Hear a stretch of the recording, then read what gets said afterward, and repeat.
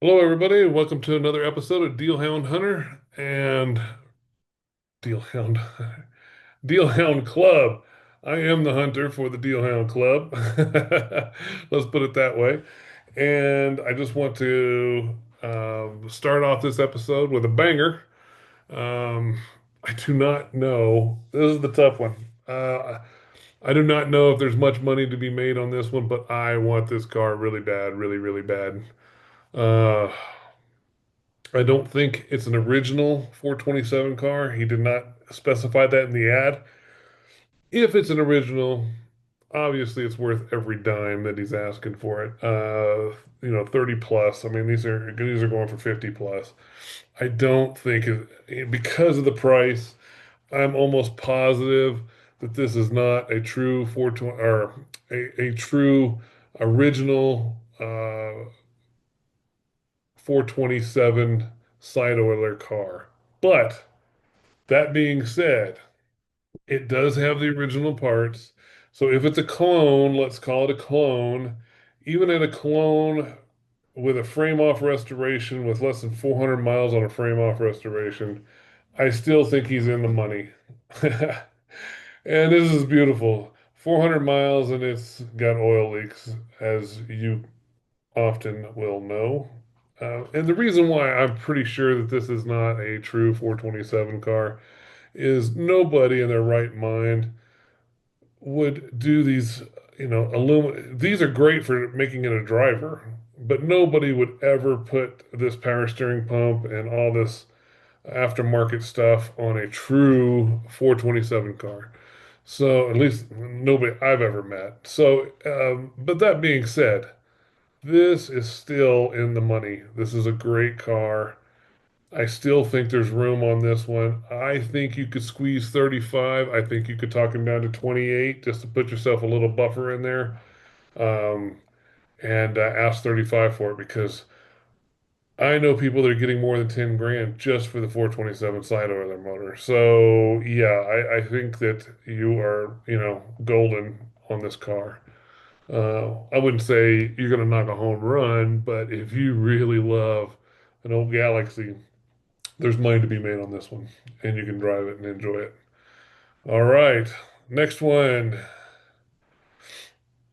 Okay, so this one was interesting. This one, obviously, you're gonna have to do some research on this because his pictures suck. Um, you know, that's the thing. Even in real estate and stuff like that, everybody tells me, remember that if it was pristine and showroom ready most of the time, that's not where the money is to be made. The money is to be made in the ads that suck, the ones that are titled incorrectly, instead of it being a Galaxy, they call it a Fairlane or something. You know what I mean? Just stuff like that. They misrepresent the car, or they do piss poor pictures like this one.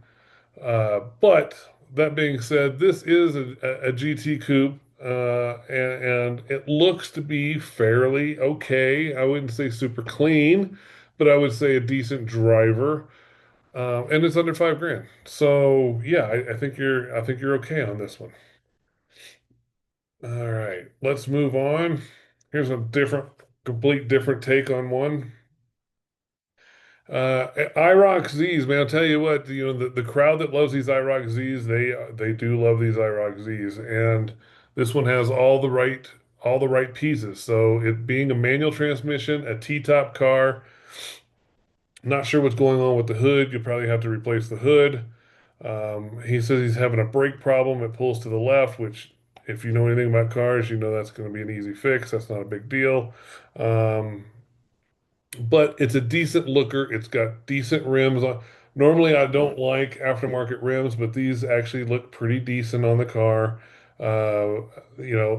Obviously the paint's peeling and all that stuff, but these cars, super clean, are going for with 120,000 miles on them, are going for, over 10 grand, 10, 12, pushing 15 grand now.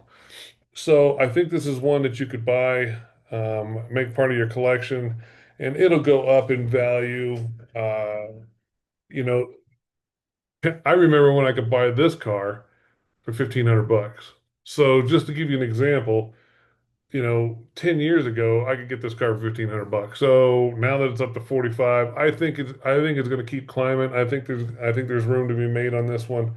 Um, but there's not a lot of room right now, just because of the fact that the hood and the paint. Um, but if you want to get into one pretty cheap, this is one to get into. You know what? I'm changing my mind. I think I'd skip on this one, and the reason why is because I just realized that I saw an air cleaner under the hood here, which means somebody carbureted this thing and took off the tune port injection. This is an 89. It should have tune port injection on it. And I did not, sorry guys, I did not notice that until I was flipping through the pictures with you guys on this second go round. So that's the reason why it's important to go through these pictures yourself and look at the cars yourself because you just never know. But there was a couple of things. The dash is cracked, which that's not that big a deal. You can get a replacement for. Seats are aftermarket, not that big a deal. But between the faded paint and the tune port being ripped off of it, nah, sorry guys, I'm gonna have to decline that one. But that's okay. I got a better one for you.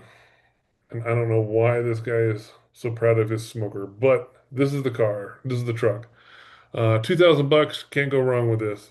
Even if it, even if the motor doesn't, even if it doesn't run, you can't go wrong with this. A decently straight square body, short bed is is definitely worth 2 grand. So I would jump on this one if you guys want to jump on this one, even if it doesn't run. If you made it a runner, just the way it sits, it's worth 4,500 on a minimum. Um, and the more you put into it, if you redid the interior, see, a lot of times I don't redo the outside on these. Here's the trick on these. The outside's a lot of work. Painting and putting all that money into the paint is a lot of work. What's not a lot of work is doing interior work. It's literally bolting on some door panels if you need to, putting in a new covered seat, and laying some carpet on the floor. It's that easy. Maybe hanging some sun visors and a headliner. I mean, you could literally redo the entire interior on this in a day. And so I would much rather focus on that so that it's a pleasant driver for them to sit behind the wheel of, if you really wanted to stretch your return on this. So you could redo the interior on this thing for 1,000 bucks and then and make it nice and you can 1,000, 1,500 bucks maybe, let's say 1,500, and but it'll bring 3 grand back on you on that. So you'll keep that in mind. Okay, let's move on to the next one here. So this was interesting. Man, you know, I don't know why I've ran into so many Skylines um, lately, but I do not understand the ad. I mean, who takes a couple of pictures and puts poor condition in the price? He doesn't put a title. He doesn't put any information on it.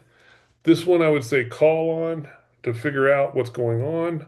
But obviously the guy's got some convertibles here. He's got this Skyliner hardtop. He's got this one. So which one is it? This 1995? That's the first question. And can you get them both for 1995 a piece? That's a smoking deal. He says they're in poor condition, but he's in Nevada, and the side of that body looks incredible, in my opinion. I think these are well worth the money. If they're 1995 a piece, I'd get them both. I'd grab both of these suckers. I don't think you can go wrong on either one of those, to be honest. So definitely reach out to this guy if you want to try your hat at a Skyliner. These are really cool cars, um, and you can't go wrong on the price on these. Okay. All right. So the next one, I'm really torn on this one because I do not like these cars. I don't like them. Um, I was born in 74, and I've always wanted a 74 Mopar or a 74 muscle car. There ain't crap out there that's 74. If you guys know of anything that looks halfway decent in 1974, let me know. Most of these things went ugly, and they're stupid looking. Well, I wouldn't say stupid looking, but they're not the 68 to 70 muscle that I really love. That's the era that I really love. You know, even into 71 maybe, but 72 stretching it. But into 74, Mustang went to crap. Everything went to, I mean, it's just nothing looks appealing to me. The Camaro doesn't look good. The Trans Am doesn't look good. I don't like the front ends on them. I just, yeah. Anyway, all right, I'll get off my pedestal on this one. Okay, so what's interesting about this one is it is a numbers matching, and you're hard pressed to find a 74 Roadrunner numbers matching for under 5 grand. I don't care how bad the interior is. I can, the first thing you're going to notice is the interior's in rough condition. Now, the only reason I would walk away from this one, and I don't know if that's the case yet. Well, there's a couple of things. One, this kind of looks like a fire to me. If this was a fire, walk away. I don't want to deal with it. And then because the paint's never going to hold, you're never going to stick to that. If it's just faded, that's great, but it kind of looks like a fire. The second thing is I can't tell if up here on the roof if these are holes or just spots. If those are holes, then yeah, I would walk away too. Neither one of those um, would I be interested in. But anyway, other than that, it is a numbers matching Roadrunner from '74. So there you go, and cheap, 2,500 bucks if you're into those. Okay, next one. Okay, I think this one is definitely below the value of the vehicle. Uh, I still think he's high. I would want to talk him down to 30. Honestly, I'd want to talk him down to 28, but I don't know if he'll go to 28. But if he does go to 28, you're golden.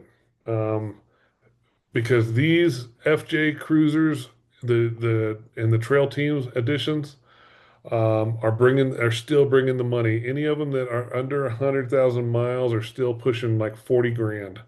So I still think you're safe. And this one is super clean. If you're into these, I mean, the only ones that I would spend this kind of money on are low mileage trail teams. That's it. Anything else, if it's just a regular one, you're down in the 20s, high teens. But these trail teams are still holding their value and still bringing the money. I personally would much rather have a 6-speed manual.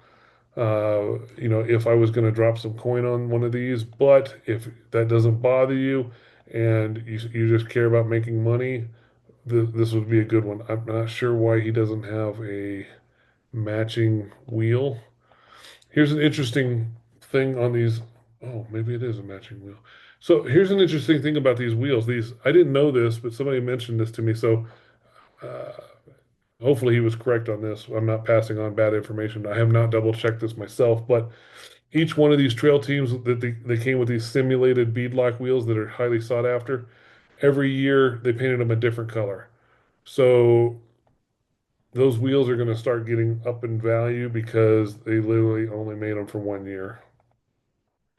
And those are yeah, that is the right wheel. Just doesn't have the ring on it. That's weird. Okay. So anyway, that one I think is in the money. If you could talk him down to 30 or 29 or 28, that'd be great. But I think it's worth 35 all day long. Okay. All right. Next one is this one, LS 400. I love these cars. These were built to last and run forever.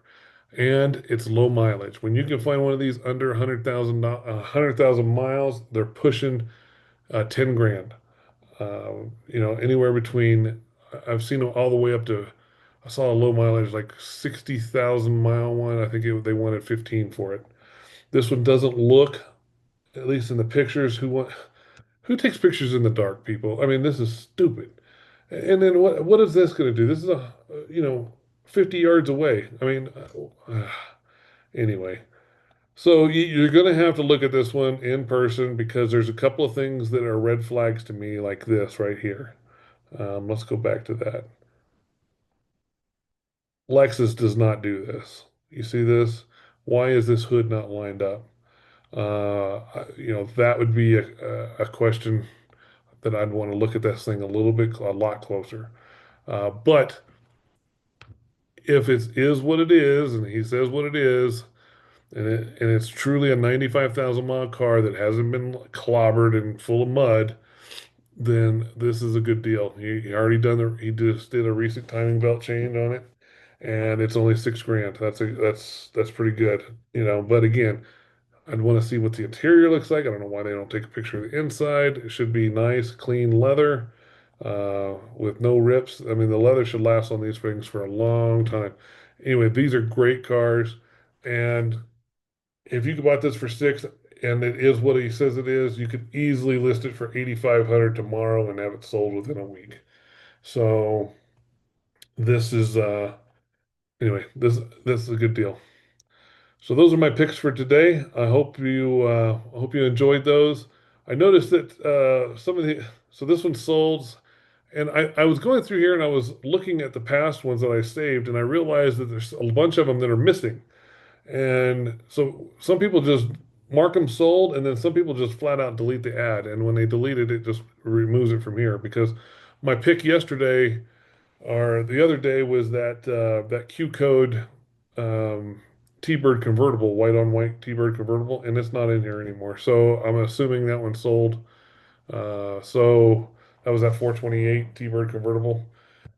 Anyway, those are my picks for the day. If I had to pick one to get, oh, I do like the Galaxy, but if I had to pick one and I was going to drop 30 grand, I think honestly I'd do it on the Toyota. Uh, just because those Toyota fanboys are strong when it comes to getting a trail teams.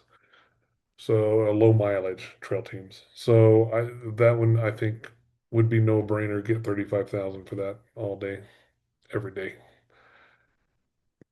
Okay. All right, guys. Hopefully that helps with you guys and good luck finding anything. Oh, also, a couple people have asked me to find cars. So I've been looking for cars. If you guys have a car that you'd like me to search for, post it in the comments. Let me know what you're looking for, and I will do my best to put that in my search and see if we can't, find you guys a good deal on one of your dream cars.